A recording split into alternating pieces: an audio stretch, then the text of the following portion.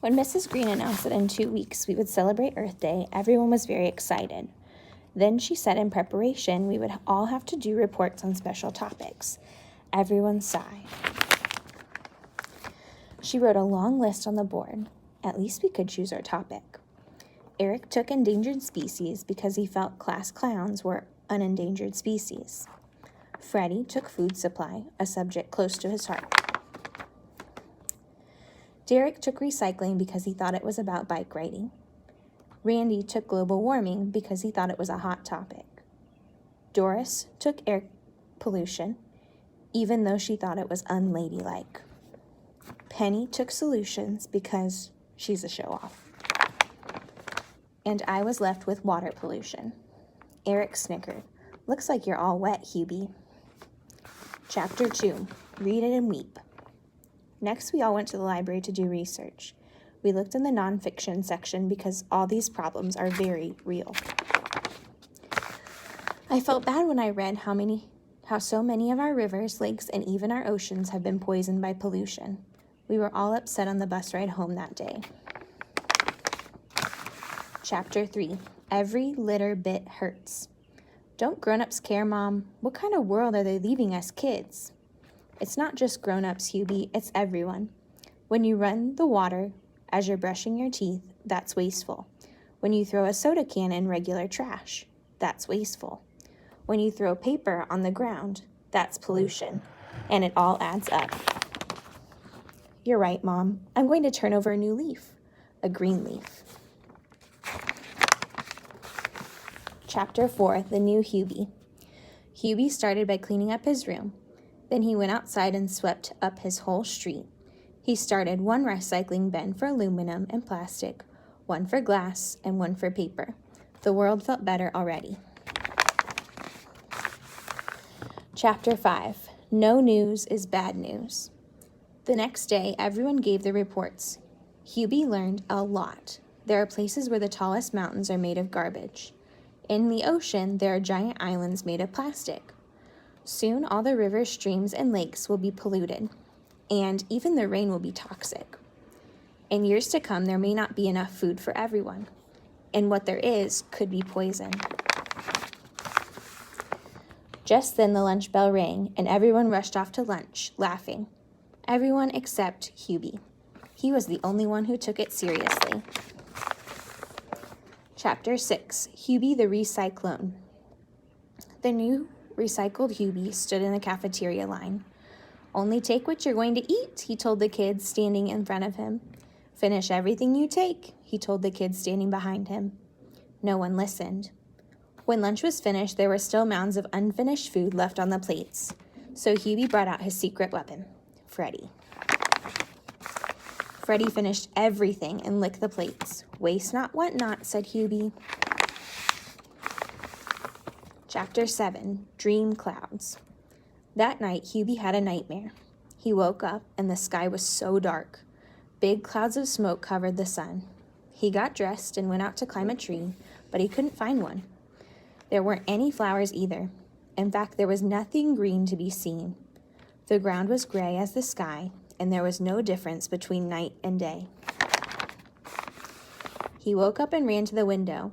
The sun was just coming up, and its light began to warm the earth. All the flowers turned to welcome it, and the birds sang their thanks for a brand new day. Chapter 8, The Recyclops. The next day in class, Hubie was even more dedicated. Don't put your gum under your desk, he told Penny.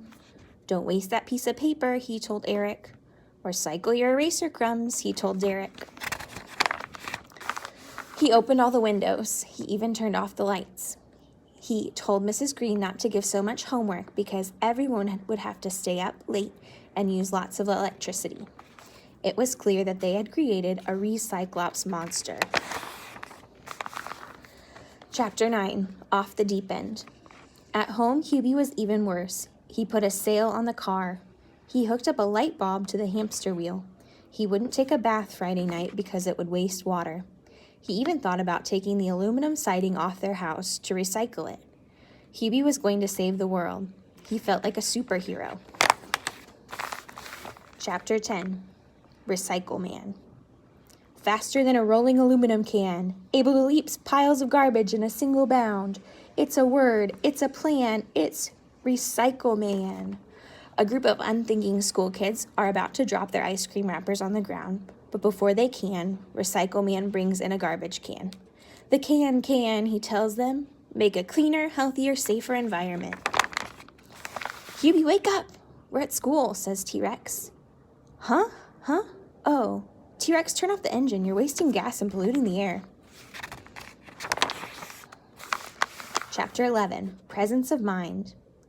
Well, class tomorrow is Earth Day, and I'd like you each to bring in a present for Mother Earth, announced Mrs. Green. Everybody scratched their head. Hubie took out a pencil and started writing. Chapter 12, Earth Mirth. It was Friday, and everyone was very excited. Doris did a dance for Mother Earth. Eric asked ecology riddles. Randy made a wastebasket out of a large tin can. It's your turn, Hubie, said Mrs. Green. Hubie stepped to the front of the class and cleared his throat. A poem, he announced. Chapter 13, For Mother Earth. Dear Earth Mother, you are so great. We have no other. You give us everything we need, but we need to take heed. If we are careless with pollution, we will be airless with no solution. If we are sloppy with our waste, our water will have a funny taste. Unless we have more carpools, we will run out of fuels. We all need to take more care, so when we grow up, you'll still be there. Chapter 14, Actions Speak as Loud as Words. Everyone sat with their mouths open as Hubie sat down. Then, one by one, they started to applaud till the whole class was standing up and cheering. Well, said Hubie, let's all go out and pick up trash, and they did. And that's how they celebrated Earth Day.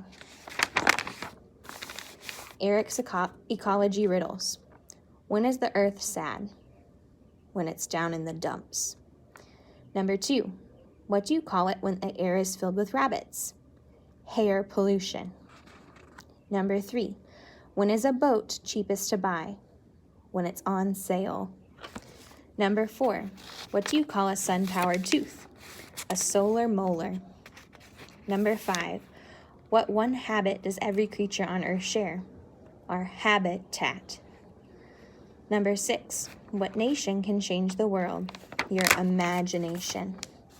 Number 7, what race is everyone in? The human race. Number 8, where do you mail organic garbage?